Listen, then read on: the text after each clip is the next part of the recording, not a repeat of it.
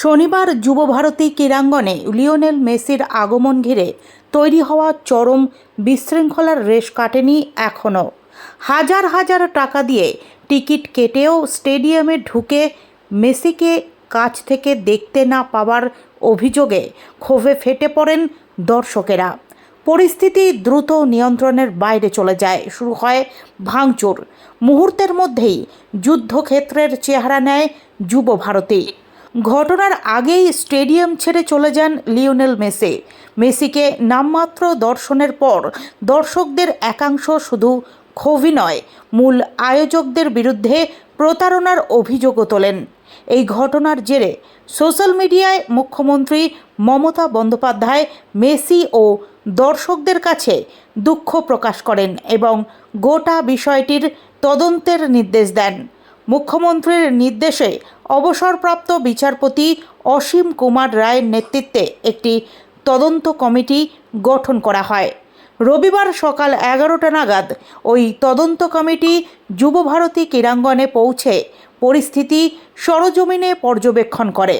দেখুন, সেইখানে আমি তখন খেলা দেখতে যাই, খেলা কিরম হলো তার নিয়ে আমি আমার অবজারভেশন দিই। আজকে আমি এখানে একটা ইনকোয়ারি কমিশন এসেছি, এই মুহূর্তে আমার অবজারভেশন দেওয়াটা বোধহয় ঠিক হবে না, কারণ আমি তো এখনো কিছু অবজার্ভই করিনি। আমি জাস্ট মেটেরিয়ালস কি আছে সেগুলো তদন্ত শুরু করবেন আপনি? তদন্ত এটা তো শুরু হয়ে গেছে।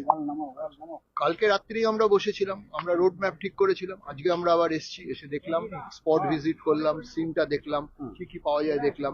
এই যে ক্ষতিপূরণ দেওয়ার কথা বলেছি, এটা কিভাবে দেওয়া সম্ভব বলে আপনার মনে হয়? দেখুন, কিভাবে দেওয়া সম্ভব, আপনি কি চাইছেন বিচার করার আগেই আমি আমার কনক্লুশন দিয়ে দিই? সেটা তো দেওয়া যায় না, বিচারক হিসেবে আমি দিতে পারি না। কিভাবে দেওয়া যায়? কিভাবে দেওয়া যায় সেটা সব পরের কথা। আদৌ দেওয়া যায় কি কি না করা যায় সব আমার দেখতে হবে। দেখে আমাদের তো আমরা দেখছি, তদন্ত করছি। প্রশাসনিক কর্তারা এই যে ক্ষতিপূরণ দেওয়ার কথা বলে গেছেন এবং রাজ্যপালও বলে গেলেন, তাহলে কি উনি এরকম অবিবেচকের মতোই মন্তব্য করেছেন?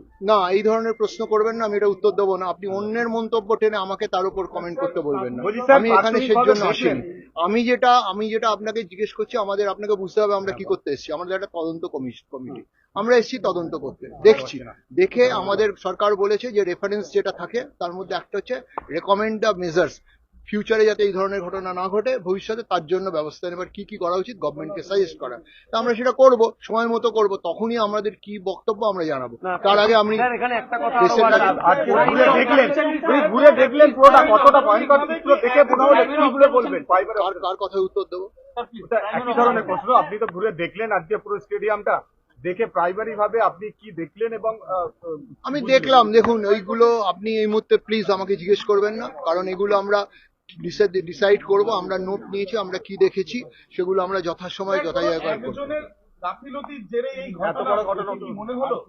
আপনাকে আবার বললাম, আমার রিপোর্টে সেটা রিফ্লেকশন থাকবে। এই মুহূর্তে যখন আমি প্রাথমিক জায়গায় আমি কিছু রিফ্লেকশন দেব না। এই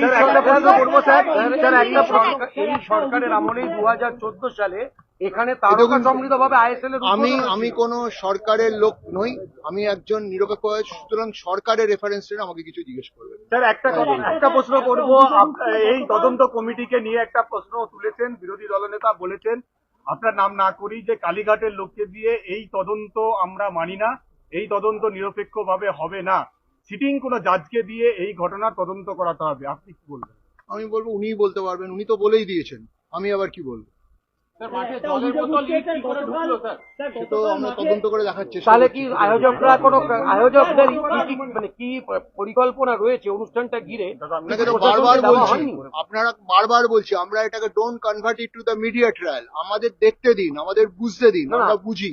বোঝার পর আমি যদি এখন এইসব করি তাহলে আমি প্রো রিঅ্যাক্টিভ হয়ে যাব। আমি প্রো অ্যাক্টিভ। আমরা এখানে দেখছি, তদন্ত করছি, বোঝার চেষ্টা করছি। সব সময় মতো হবে। আপনি এমন বলছেন যেন মানে ঘোড়ার আগে গাড়িটাকে লাগিয়ে দিচ্ছেন। এখন আমরা কিছুই করলাম না, আপনি বলছেন পুলিশের কাছে ভাববো। যখন প্রশ্ন উঠছে তখন আমরা নিশ্চয়ই ভাববো। আপনাদের সেটাও আমরা দেখছি যদি ধরে থাকে। পুলিশের কাছ থেকে প্রাথমিক রিপোর্ট কি আজকে পেলেন? কিছু গতকালকে ঘটনায় পুলিশের কথা হয়েছে, কিন্তু সেটা তো আমরা ডিসক্লোজ সেটা যে প্রশ্নটা